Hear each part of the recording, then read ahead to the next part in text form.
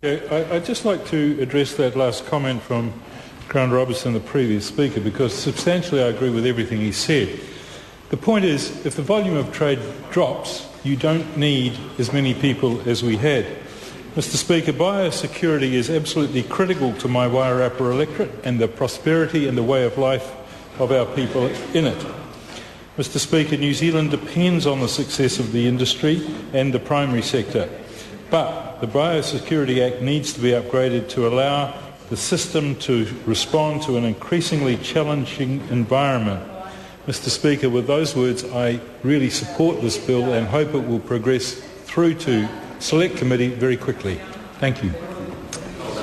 Ian Lees-Galloway. Thank you very much, Mr. Speaker. The Labour opposition is in full support of sending the Biosecurity Law Reform Bill to Select Committee, where submitters can have their say on what is quite a substantial bill. This is one of those cases that we quite often see here in the chamber, where a bill that in its day was perfectly adequate, and certainly the Biosecurity Act in 1993 was more than adequate in the environment in which it was enacted, and it responded well to New Zealand's biosecurity needs at the time.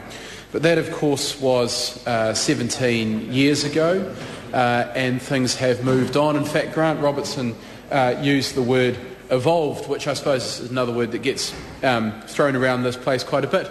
But of course, in terms of biosecurity, evolution is exactly what we're dealing with. Many of these organisms evolve very quickly and evolve into new organisms and pose new threats to New Zealand's primary sector. So over a period of 17 years, it's quite easy for a piece of legislation like the Biosecurity Act 1993 to become outdated. But this Biosecurity Law Reform Bill is different from a lot of those technical updates of a bill in that I mean, first of all, it's titled the Law Reform Bill, and it is a comprehensive reform of our biosecurity law. So it is not merely a technical amendment. It is quite literally a very significant and substantial bill.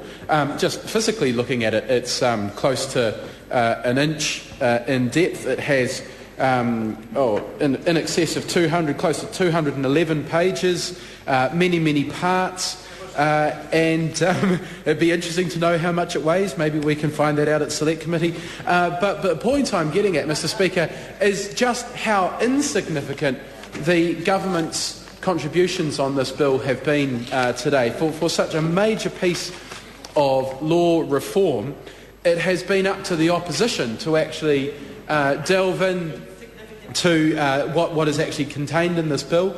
Grant Robertson uncovered a few interesting facts. Damien O'Connor went into the real guts of this bill, and the Minister himself managed only a couple of minutes, and the other government members' contributions have been pathetic, really, given the importance of this bill, because biosecurity very much underpins New Zealand's economy, as we've discussed several times through this.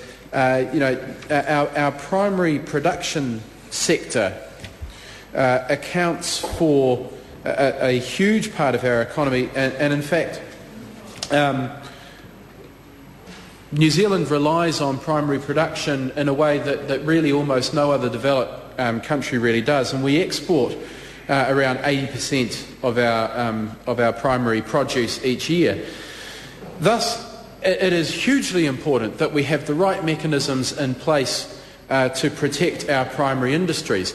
And it is true that over the last 17 years, since the previous bill was enacted, that protecting our borders has become a much more complex issue. The tendency towards greater global trade, the fact that products are coming into New Zealand from all different parts of the world, where different diseases and pests might reside and might find their way to our borders.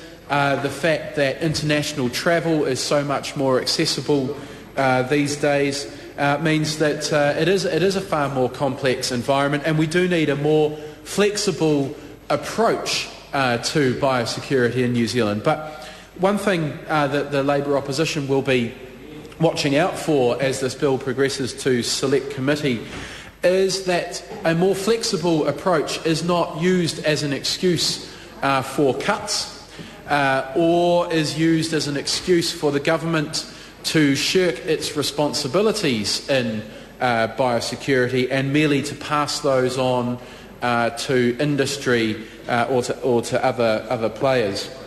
Because the government does need to have a responsibility, the government does need to have oversight, and the government ultimately will be held responsible by the voters out there in New Zealand should this bill actually reduce our ability to protect our borders. So we'll be keeping an eye out for that, but for the time being it does look like a good piece of legislation, and we look forward to hearing what the submissions are. It's interesting to note that we have recently seen cuts to frontline staff in the biosecurity arena, and of course nothing gets more frontline than our borders and protecting our borders and protecting our industries. There are no more staff more frontline than our customs officials and our biosecurity staff. And the Minister actually used as one of his excuses for these cuts the fact that the global economy was down and that international travel was down as a result. But the numbers don't actually bear that out at all. And in fact, in 2009, 2010, total arrivals and departures numbered 8.2 million. In 2010-11, they numbered 8.3. They're projected to grow in 2011-12 to 8.7 to 9, about around just over 9 million in 2012-2013, and up to 9.3 million in 2013-2014. That's an increase over 5 years of 13.7% in the total number of people travelling across our border. And yet the Minister used a downturn in those numbers as an excuse to cut staff and to cut frontline staffing numbers. But in fact, now that we've seen a recovery, we haven't seen the same re-establishment of those frontline staff. And I think that is dangerous. That is dangerous for our primary industries. And we've seen the introduction of SmartGate. That does look like a very sensible way of increasing efficiency. I couldn't possibly comment, but we do think it is dangerous to have those sorts of cuts to frontline services when clearly there is an increase in the amount of traffic across our borders. The current value of protecting New Zealand from potential biosecurity incursions depends significantly on two factors: the size of the impacts and the probability of those impacts occurring. The magnitude of the potential economic cost means that reducing the probability of incursions can lead to significant economic benefits. So there is money to be saved by being well prepared. There have, of course, been a number of significant incursions in recent years.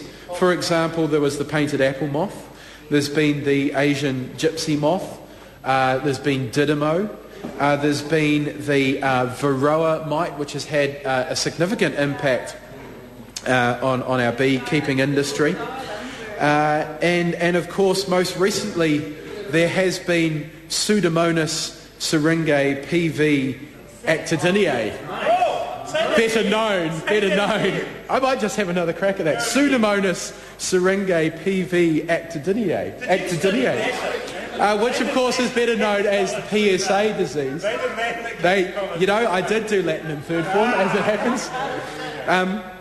But that, of course, is the PSA disease, which has been having, all joking aside, has been having a terrible effect on our kiwi fruit vines, and has the potential to cost the country $75 million. And it is a good example of why we do need strong and secure biosecurity defences